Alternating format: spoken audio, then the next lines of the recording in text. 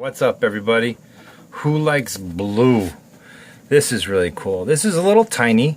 I was planning on making this one about maybe a 1/4 inch longer, 3/8 of an inch longer, but this is an example of, I was doing a live video on Instagram, and after cutting down to the shape of it, I realized on one end, probably from drilling, that it had a split at the end of it.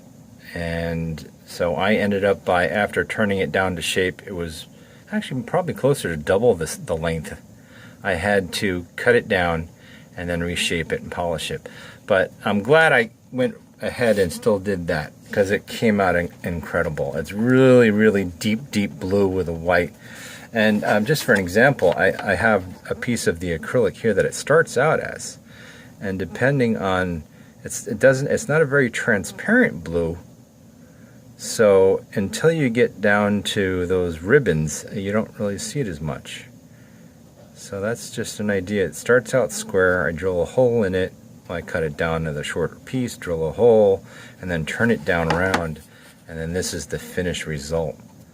So this one's really tiny. So this is a little under 3/4, and I'd say about a little over a half. Yeah, a little over a half. Let's see, 9/16. So it's just a 1/16 over a half inch, but it's really, really attractive. And you put this on some blue paracord or some other mixed colors. I had a piece, I don't know where it went, like something like that. It would look really good with like this color here, because you got the lights and the darks, and it ties it all together.